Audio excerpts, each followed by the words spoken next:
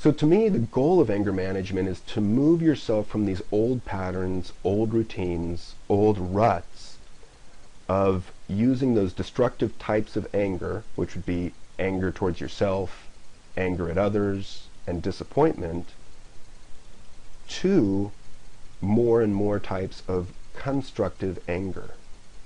So you use your anger for you. You use it towards positive ends. So let me go a little bit more into constructive anger, because this might be a new concept to you. Constructive anger is an anger that is quickly released, so you're not holding on to it, so it doesn't sit and fester inside of you.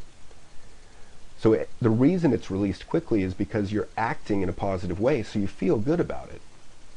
And you're acting in that positive way to remove or get around an obstacle between you and your goal.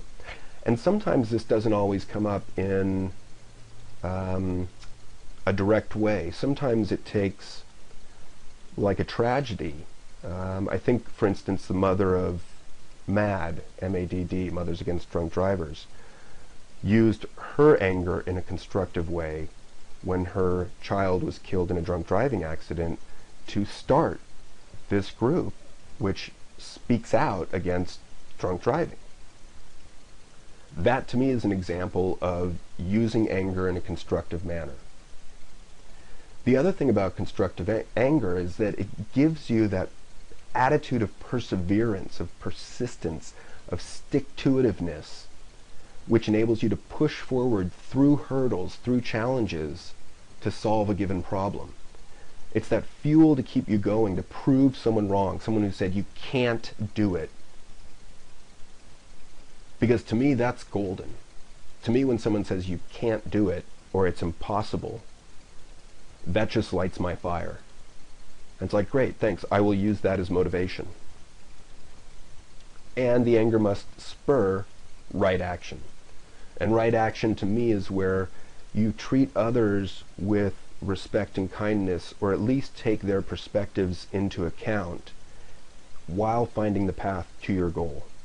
So you find the best solution for the greatest number of people.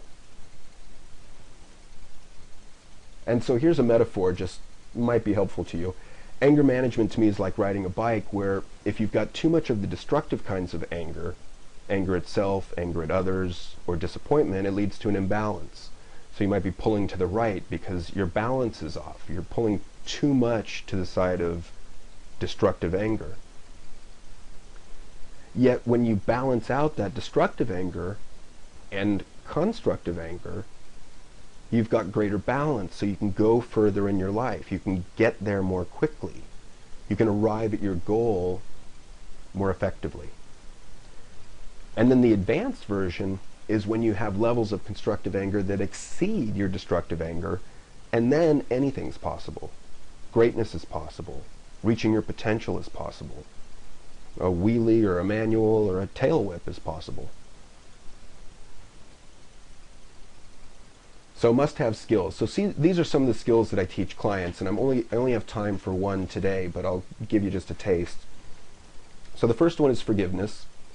The second one is mental imagery, which is much like visualization, which we've used in sports psychology for 50 years plus, 60 years now. And we've known that it worked in sports like slalom skiing, where we would have skiers visualize their run down the hill, or the mountain, I suppose, and it would improve their times. We now know that the brain is quite literal, and it believes what we imagine almost as much as what we see or perceive. About 88% of the same areas in the brain activate when you imagine a red sports car as when you look at that red sports car. And to me, that was sort of the missing link, the scientific proof for mental imagery and visualization. Deep breathing skills, which I've talked a little bit about today. Emotional activation techniques, another sports psychology technique that helps get you in the zone or out of or into a particular emotional state. Positive self-talk, that also corresponds pretty closely with self-compassion.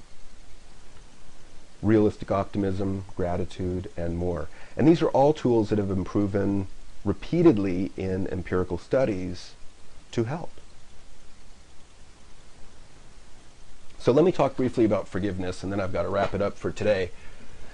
And this is based largely on the work of Dr. Fred Luskin, who ran the Stanford Forgiveness Project. And I was fortunate enough to interview him on the radio show and really got into his stuff after reading his book, Forgive for Good.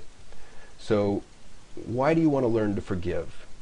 Well, Fred put together this framework on why you want to forgive, how to forgive, and then he took it to Northern Ireland and inner city ghettos in the United States. And he worked with parents to forgive the murderers of their children. And they did. And he ran studies on it. And he found that there were all these benefits to learning the skill of forgiveness. And you might say, well, why the hell would I want to forgive the murderer of my child? Good question. Let's take a look. Because studies show, and now this is more than just Fred, this is a number of universities across the world, people who are more forgiving have reported less anger. Sounds pretty good. They've got less stress. They have less risk of heart disease. They have less incidence of cancer. Their immune systems function better. They feel better physically and emotionally. They are less depressed. And they have higher self-confidence. Not bad for an inexpensive, learnable skill. And I'm going to tell you how to do it right now. Before I do that, let me tell you a story which brings the point home.